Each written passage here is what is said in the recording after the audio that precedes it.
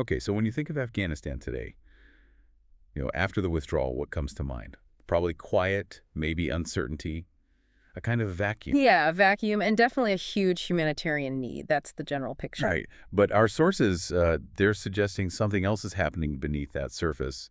Quiet.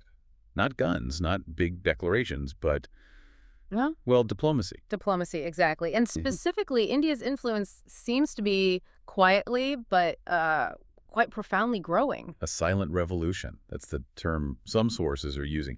How did India's name suddenly start, roaring, as one source put it, where before there was mostly just despair?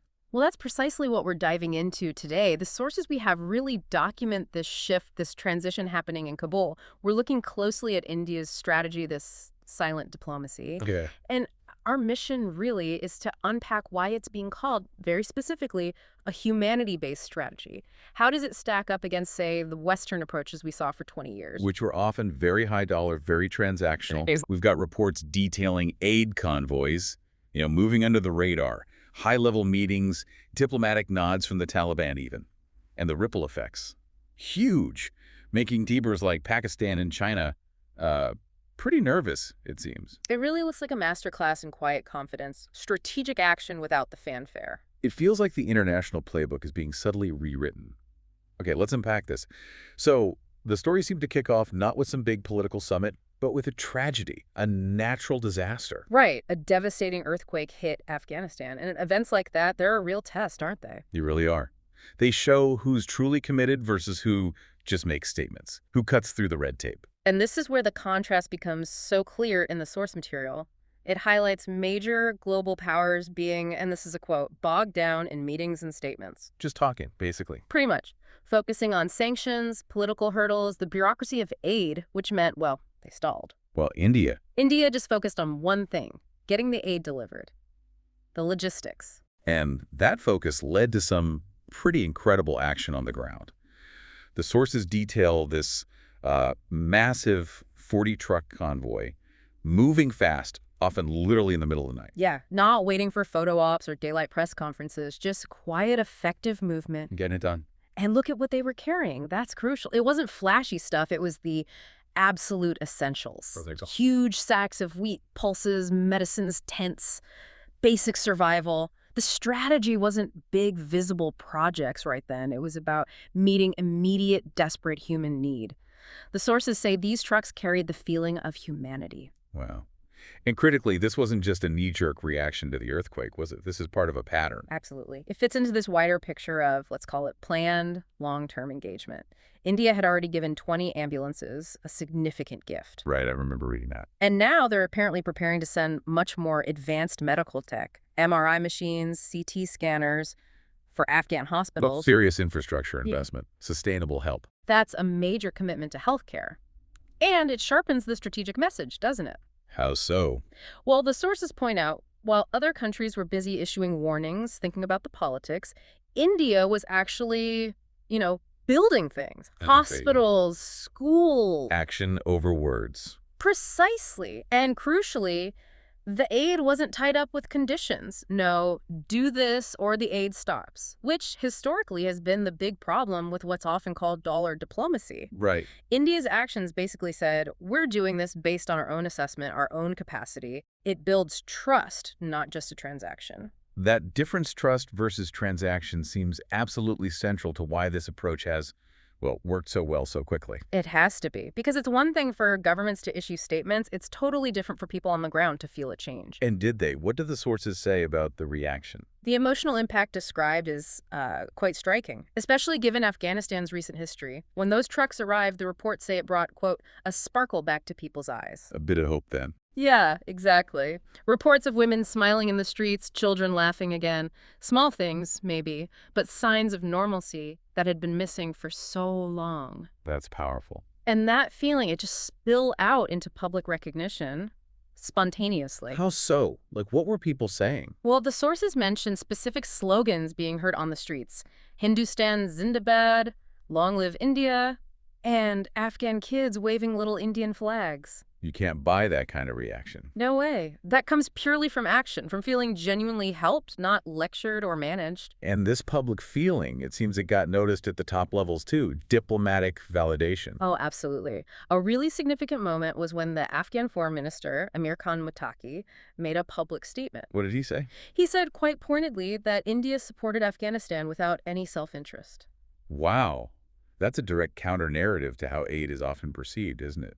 Especially Western aid in the past. It absolutely is. But let's, play devil's advocate for a second. Some critics might say, okay, fine, it's effective diplomacy, but isn't it still just India acting in its own long-term self-interest?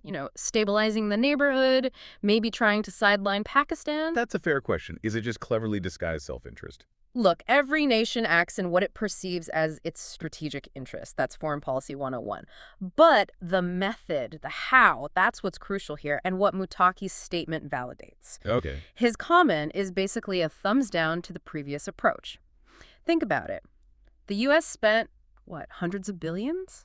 Trillions, maybe? Yeah, staggering amounts. And that whole effort kind of collapsed partly because on the ground, the perception was that the aid was always transactional. Yeah. It was tied to American goals, counterterrorism, specific political outcomes, not necessarily what Afghans felt they needed most for rebuilding their society. So India focusing purely on human welfare. Ends up being strategically smarter because it builds genuine relationships, deeper trust. Muttaqi's statement. It's like a solid seal confirming the failure of that old, heavily militarized conditional aid model. And the difference in trust is visible on the ground now. Apparently, yes. There's a really telling detail in the sources. Indian trucks, seen openly roaming Kabul's roads, delivering aid, goods, moving freely, and American organizations. They are reportedly still waiting for permission in many cases, struggling to get the access they need to operate effectively. That freedom of movement, or lack thereof, speaks volumes, doesn't it? About who the local authorities trust right now. It really does. It suggests that, despite all the complexities of the Taliban regime, they see India as a partner focused on actual relief, not on imposing an agenda. Okay, here's where it gets really interesting, according to our sources. This success, this quiet effectiveness, hasn't gone unnoticed in the West. No, definitely not. American think tanks, Western governments, they're starting to scramble a bit, starting to acknowledge this. It seems so. The sources suggest they're recognizing that this new brand of humanitarian diplomacy, especially the coordination we're seeing between India and, interestingly, Russia on this model, is genuinely shaking things up. Shaking the foundations of their traditional power structures. Potentially, yes. This quiet shift in Afghanistan is forcing a rather loud rethink in places like Washington. Okay, so that takes us nicely into the bigger picture, the geopolitical ripples. Precisely. We've seen the action, the trust it built, and now the wider impact. And we need to really nail down this core idea, the diplomacy of hearts versus the old dollar diplomacy. We'll have to define those clearly in this context. What did dollar diplomacy actually look like in Afghanistan over the past couple of decades? Well, typically it involved huge sums of money, yes, but almost always with strings attached. Aid was conditional on meeting specific strategic goals set by the donor, military cooperation, adopting certain governance models, maybe access for companies. Right, leverage through money. Exactly. Using financial dependence and often the implied threat of pulling that funding as leverage. India's approach, by contrast, seems centered on building trust through non-conditional help, focusing on human welfare, development. It avoids all that political baggage. So if you compare it to, say, China's Belt and Road Initiative. That's a great comparison. China focuses heavily on infrastructure, building physical things, roads, ports, power plants often financed by loans. Massive projects. But sometimes leading to debt issues, right? That's the criticism, yes.